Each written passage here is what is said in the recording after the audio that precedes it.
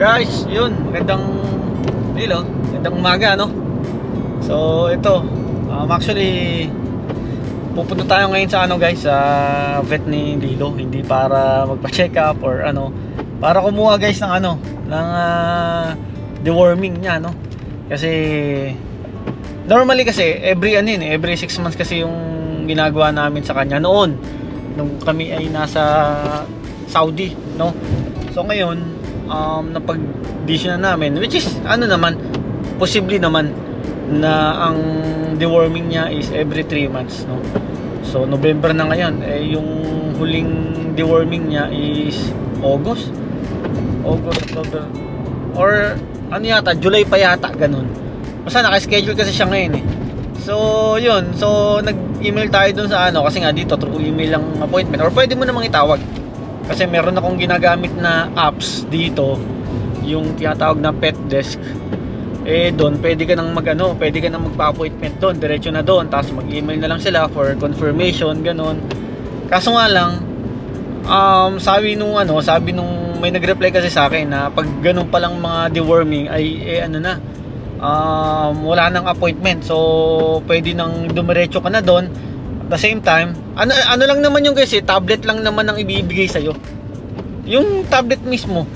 Hindi yung sila ang magsusubo kay Lilo, hindi ganoon. Dito talaga. Kumbaga ikaw mismo bibigyan ka ng 2 tablet, tapos yung isang tablet ngayon, tapos yung isang tablet after 15 days or 2 weeks, parang ganoon mo ipapakain sa kanya, no? So iba rito guys. Actually kung napanood nyo yung vlog ko noon nung nagpaganto rin, yan, mapapanood nyo kung paano yung proseso, no? Kaya ito, on the way na tayo. Actually medyo medyo maambun pa, no?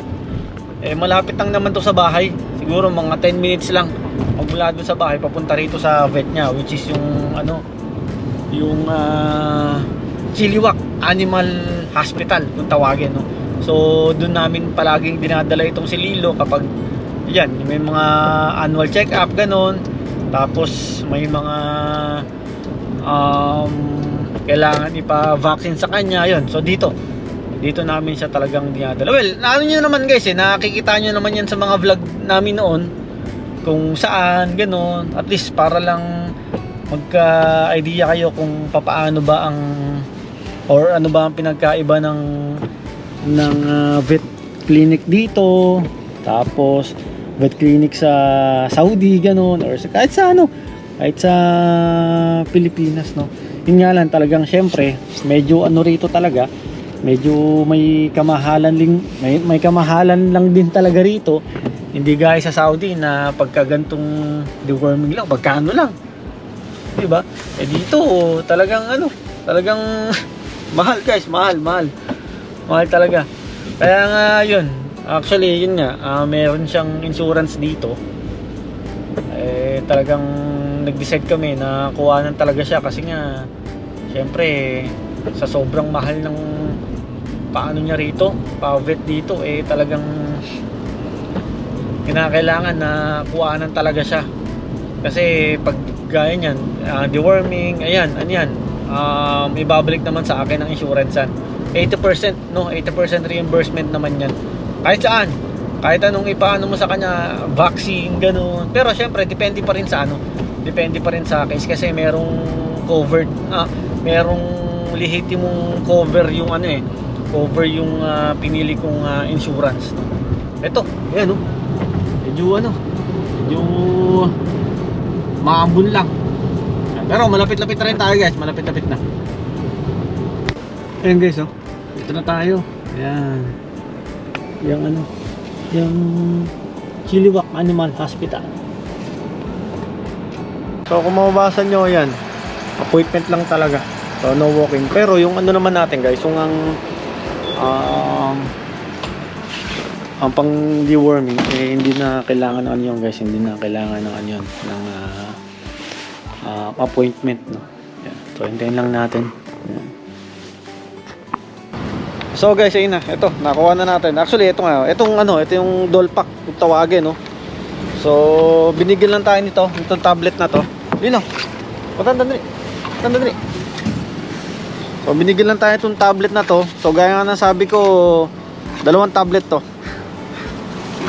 So dalawang tablet to guys. Tapos ayun, papainom ko sa kanya mamaya yung isa. Then yung sa 16. So ano lang pala. 15 days. Hindi, expiration pala yun, no? So after 15 days yun, inom naman natin kay Lily yung isa. So gumastos tayo ng, actually ito siya, 33. Yan, no? So ano siya, $33. Kasama na yung tax, ganun. Tapos maganda rito guys, ito pakita ko sa inyo kasi meron dito, actually yun nga, may record nga si Lilo talaga rito yan. Ito, kung makikita nyo, kung papansin nyo, ito naka-schedule siya ng yan, yung rabies, yung leptospirosis, tapos ito yung DA2 PP na yan. So makikita mo dyan sa resibo, makikita mo dyan sa file niya na talagang na-update tayo palagi kung kailan tayo babalik sa kanya, kasi nga dito sa vet, kasi nga syempre maganda talaga rito sa sa clinic na to. Na-try na namin dito na talagang masabi ko na sobrang alaga sila sa mga sa mga aso o kahit sa ibang hayop, sa mga pusa, ganoon. Tsaka marami rin talaga nagpapaano sa kanila, nagpapa-check up, ganoon. At the same time, nakita ko rin dun sa reviews na excuse me, na talagang puro 5 star ang inaano nila rito sa sa clinic na to, no? Lilo, tingin ka dito sa camera, tingin ka. Actually, hindi ko nga nailagay dito. Actually, ito yung ko guys, Ayan, ito, yan. Yan, so dyan ko nilalagay guys yung itong camera ko sa tuwing kasi nga, hindi ko na nga nailagay. Gawa nga ng, syempre, kailangan ko rin mapakita sa inyo. Kasi nakakatamad din minsan, yung tatanggalin mo, yung kakawit mo, no? Kaya, yun. Kaya ito guys, pauwi na rin tayo. So mamaya, papaano na rin natin sa kanya. Kay Lilo yung yung deworming na yan.